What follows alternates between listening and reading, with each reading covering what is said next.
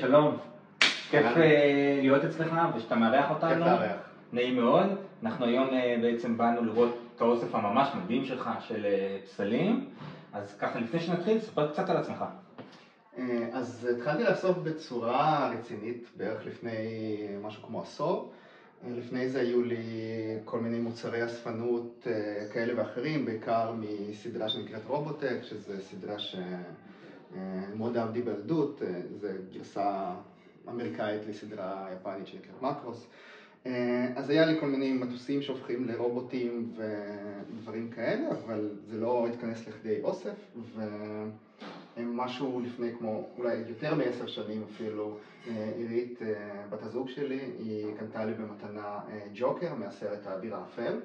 זה היה ג'וקר של אוטויז, שאז זה היה בעצם אקשן פיגר, היי-אנד, לאספנים, בקנה מידה 1/6. עם בגדים אמיתיים ואביזרים ופיסול פנים מדהים, שהיום הוא לא מתקרב לרמה של מה שהם מוציאים היום. באמת התעשייה הזאת היא קפצה המון מדרגות, והיום אנחנו מגיעים לרמות אחרים לגמרי. נכון, כן. גם המחירים, גם הדברים שאם אז זה היה היי-אנד, היום יש לך עוד כמה מדרגות שהן יותר היי-אנד מזה. בהוטויז או בחברות אחרות גם? גם בהוטויז יש להם ליין, אני לא זוכר איך קוראים לו, אבל זה ליין יותר שיש שם שיער שתול, ומשתמשים במקום ביגוד שהוא דמוי אור, אז הם משתמשים באור אמיתי. הם פשוט עולים מדרגה, גם בחומרים, גם באיכות צביעה, וכמובן זה עולה יותר כסף. בסקיילים יותר גדולים, אז אתה מגיע לדמויות ופסלים שהם עשויים סיליקון, שבאמת זה מביא את הפסלים להיפר-ריאליזם, וממש הדמויות נראות חיות לחלוטין, ברמה של מותחים את הסיליקון ומכניסים את העין פנימה. אבל אני לא רואה פה אוטויז. לא, אוטויז אין. אני התחלתי עם אוטויז והיה לי כמה אוטויז, אבל עם השנים הם נעלמו, נמכרו ובעצם הפסלים. והוחלפו בפסלים המדהימים האלה. נכון. ואני רואה פה הרבה מאוד עולמות, אני רואה פה את המרוול, אני רואה פה את הסטאר וורס, ואני רואה לורד אוף דה רינגס ו-DC. איך אתה בוחר בעצם במה לאסוף, במה להתמקד? אז בעצם יש פה שילוב של גם כל מיני פרנצ'ייז שאני מאוד אוהב, חלק מהילדות, חלק יותר עכשוויים כמו MCU, וגם פסלים שממש אהבתי את הפיסול שלהם. יש את זטאנה שאני פחות מכיר את הדמות, אני מכיר את שלום שלום מסדרות וסרטים מצוירים של DC, אבל אני לא באמת קראתי קומיקסים שלה ולא מכיר אותה לעומק כמו דמויות אחרות פה, אבל מאוד מאוד אהבתי את הפסל הזה. הם עשו פה משהו הנדסי מאוד מאוד מדליק, הטריק הזה של כאילו מרחפת, זה ממש העיף אותי. יש משהו מאוד קסום בזטאנה, נכון? הספנים אוהבים את זטאנה, לא משנה מה, הם קאברים יפים או כל מיני דברים כאלה, פשוט רוצים דברים של זטאנה, ואין ספק שהפסל הזה יפה. מה לגבי מרוול? מרוול, אז יש לי בעיקר את ה-MCU, שזה בעצם היה הדלת כניסה שלי לעולם של מרוול. לפני זה הכרתי ספיידרמן, אבל פחות הכרתי את הדמויות האחרות. MCU זה כל השלושת הפייזים הראשונים, זה משהו שמאוד מאוד אהבתי ומאוד ריגש אותי, וזה מבחינתי הפינת הנצחה. לאותה תקופה פורצת דרך. נכון. אין ספק. יש פה עוד פסלים שלמשל כמו הפסל הזה של הטסקן ריידר, שגם הוא לא באמת דמות, הוא פשוט סתם איזשהו קונספט, איזשהו פסל מאוד מיוחד, אבל באמת אין לו שם, זה לא דמות, זה פשוט נכון. מישהו שמופיע או סוג יצורים שמופיעים בסרט. אבל הם כן קיבלו לאחרונה איזשהו פוקוס בסדרה של בוק אוף בובה פט. נכון, ואנחנו קצת נחשפנו יותר לעולם שלהם, אז אולי זה גורם לי יותר חיבור. אני רוצה רגע לחזור ליסודות. מה היה הפסל הראשון שלך שגרם לך בעצם לבנות כל האוסף? אז הפסל, גם, אני לא יודע אם זה הפסל שגרם לי לקנות את כל האוסף, אבל באמת הפסל שהתחיל הכל, זה פסל שפחות רואים, אבל הוא שם למעלה, מאחורה. זה מצלם אותו, אוקיי. כן, אז זה בעצם רורשך מוואטשמן. אז זו הייתה תקופה שגם קראתי את הקומיקס של וואטשמן, וגם אני חושב שיצא סרט של וואטשמן, אז קניתי את הדמות הזאת, מאוד אהבתי את זה, מאוד אהבתי את המשקל, אני חושב שמשהו שבפסלים שמאוד קשה להבין דרך עדשה של מצלמה, זה את הנוכחות שלהם ואיך שהם מרגישים ביד. אז כאילו נוכחות, הגודל כמעט אף פעם לא עובר במצלמה, אתה לא באמת נחשף לדבר המרשים הזה, והמשקל שאתה מרגיש ביד, שזה לא איזשהו משהו פלסטיקי וקל וחלול, אלא אתה מרגיש איכות. אתה יודע מה, אז אני אשאל אותך שאלה מעניינת, האם אתה, אני רואה אותם כולם פה בדיספליי מאוד מאוד מסודר, מאחורי זכוכית, יוצא לך לקחת אותם, קצת להרגיש אותם, זה משהו שקורה, או שאתה ברגע שעשית את האנבוקסינג והסתיים ההתרגשות הראשונית, אתה ממסגר אותם בצורך העניין בצורה תלת-ממדית ושוכח מהם? כן, אז אני חושב שזה ההבדל העיקרי בין אספני אוטויס ואקשן פיגרס ובין אספני פסלים, שגם הפסלים הם לא מאפשרים את המשחק הזה שיש באוטויס, אבל היתרון הוא שלרוב התנוחה שמונצחת בפיסול היא איזושהי תנוחה שהיא אופטימלית בשביל הקונספט שהאמן ניסה להעביר, ובדמויות פעולה וגם באוטויס הרבה יותר קשה להגיע לדיוק הזה של התנוחה, גם כי מי שמעצב ומי שמזיז אותם הם לא אנשי מקצוע, הם אספנים, ולעצב את הבד ואת התנוחה בדיוק לא תמיד הארטיקולציה מאפשרת את זה. גם שם יש שיפור משמעותי בשנים האחרונות של הארטיקולציה, וזה עדיין לא קרוב לפוזינג של פסל. כן, אז לי פחות דיבר אליי גם ההתעסקות של כל פעם לשנות, והיום הוא כזה, ועוד שבוע אני אחליף אותו למשהו אחר.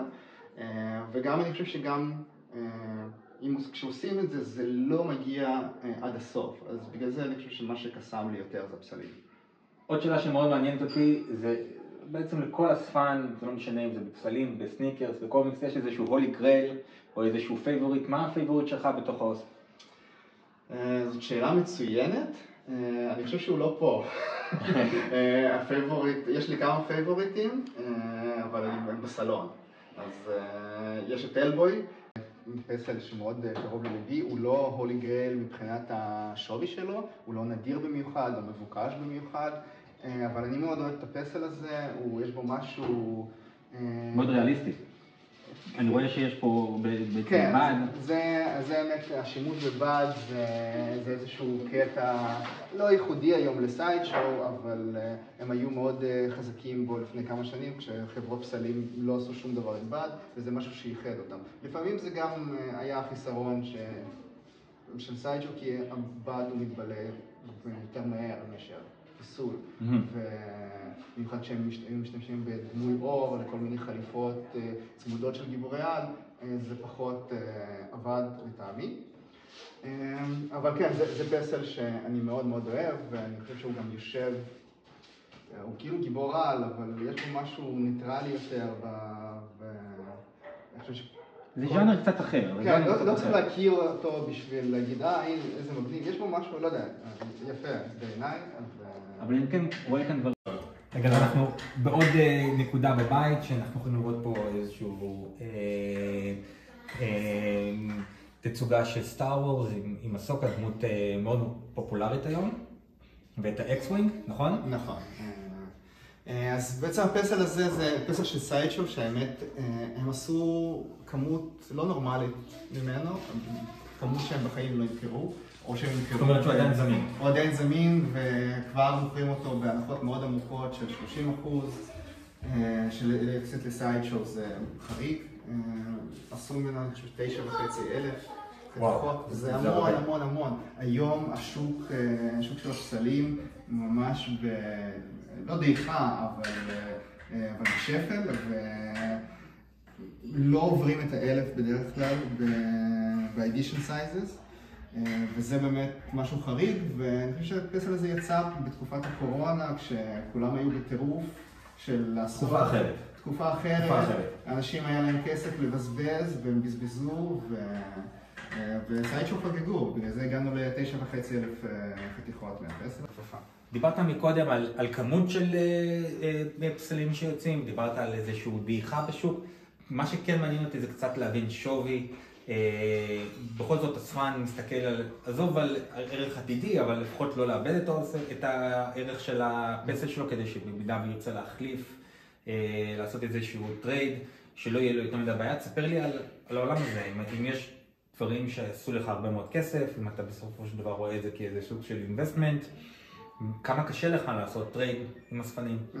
אז אני חושב שבארצות הברית הנושא הזה של להתייחס לפסלים כמשהו, כהשקעה, הוא יותר נפוץ וגם באמת יותר מחזיק מים. קודם כל דבר בארצות הברית. כן, קודם כל השוק שם ענק. נכון. השוק ענק, אז יש באמת, יש ביקוש לכל הדברים. מעבר לזה, אמריקאים לא צריכים לשלם את עלויות השילוח והמיסוי הכבד שיש לנו. היום השילוח הוא סייד שורטס סביר, אבל שאר החברות זה משוגע. מאות רבות של דולרים, עד אלפי דולרים רק לשלוח את הפסל, לא לשלם על הפסל, בלי קשר לעלות של הפסל. אז זה מייקר בצורה מאוד מאוד משמעותית, ברמה כזאת שגם אם הפסל בשווי שלו עלה פי 2, ואתה רוצה למכור אותו לחו"ל למישהו, אתה לא תחזיר את ההשקעה. כי המון ילך על משלוח, ואתה מתחרה בעצם באנשים שהם שכנים, כאילו, באמריקאים. ברור. ורוב השוק הוא גם, מכרתי קצת דברים באי-ביי, הרוב הולך לארצות הברית, מכרתי פסל אחד לדרום קוריאה, אבל באמת זה היה חריג. אז אני לא יודע אם זה נכון להסתכל בארץ על אספנות פסלים כמשהו שהוא השקעה כספית. זה כן משהו שאפשר אולי להחזיר חלק גדול מההשקעה, בניגוד, באמת שאין לי דוגמה טובה לתחומי אספנות אחרים ששם אי אפשר להחזיר את רוב ההשקעה חזרה. אני חושב שוויסקי זה בעייתי אם אתה שותה אותו. נכון. נכון. מה שנחמד פה זה שאתה יכול לפתוח, אתה יכול להציג, והערך לא ירד. הרבה פעמים פסל שהוא סגור בקופסה, הוא חתול בשק, כי אתה לא יודע מה המצב שלו, מעולם לא פתחו אותו, ויכול להיות שהוא פגום, ואף אחד לא יודע מזה. אז לפתוח את הפסל זה הרבה פעמים יתרון בעולם האספנות פסלים, כי אז עולים על הפגמים ושולחים לסיידשו, רוב הפסלים שלהם לסיידשו. סיידשו יש להם שירות לקוחות מדהים, באמת מעל ומעבר, והם מטפלים בהכל עד שתהיה מרוצה באמת. אז יש יתרון בלפתוח את הקופסה, בניגוד להשאיר את זה... נכון. יש יתרון כי אתה לא יודע, אני משהו כמו 50% מהפסלים שקיבלתי מסיידשו, היה להם גם כזה או אחר. אז כן, אני מאוד ממליץ לפתוח, גם אם לא מתכוונים להציג. לפתוח. רק יגיד, בכל האוסף המדהים הזה באמת, תפס עיניי דרדוויל עם סצנה מתוך בורנגן, שבעיניי גם אחד הסיפורים הכי טובים בקומיקס וגם אחד הדמויות הכי טובות בקומיקס, אהובות עליי, ואין ספק שעשו פה עבודה מדהימה מבחינתי לתפוס את הרגע. זה ככה בנימה אישית. כן, האמת שזה שני פסלים שאני מאוד מאוד אוהב, למרות שהם היו כמה פעמים מועמדים להדחה, פשוט כי... לא אגיד שהם לא קשורים, אבל הם כאילו צמד, ואם הם הולכים הם חייבים ללכת ביחד, בגלל זה גם קשה לי לשחרר אותם. שניהם של איירון סטודיוס, פסלים מאוד מאוד מוצלחים שלהם. לפאנישר יש גם המון חלקי חילוף ועוד ראש ועוד מלא נשקים. פסלים מאוד מרשימים, אני חושב שבאמת אחת העבודות הטובות של הסטודיו הזה. מדהים. אז אני רואה בנוסף לפסלים גם דברים נוספים שאתה ככה נהנה להציג, חלקם זה פרינטים, אתה רוצה לספר קצת? כן, אז אני בעצם רואה בפרינטים כאיזשהו משהו משלים לאוסף ולפסלים. הוא לרוב מחזק את התצוגה של הפסלים, וכאילו משלים את הסיפור. אז יש לי די הרבה פרינטים שמחכים למסגור, אבל בסופו של דבר כולם אמורים להיות על הקירות. זה ספציפית אמן פיקסל ארט ישראלי, שהוא גם חבר, קוראים לו גוסטבו ויסלנר, אבל רוב הפרינטים שלי הם הדפסי משי או הדפסי רשת, תלוי איך מכירים את זה. זה בעצם פרינטים שנעשים טכניקה של שבלונות, בדרך כלל צבעים מוגבלים. יש להם המון חן בעיניי ביחס לפרינטים שמודפסים במדפסת הזרקת דיו. כי הצבע יותר חי. לצבע יש נוכחות ממש. אם תיגע בפרינט אתה ממש יכול להרגיש את השכבות של הצבע. זה בעצם הדבר שהכי קרוב לציור. כן, במידה מסוימת. זה ממש...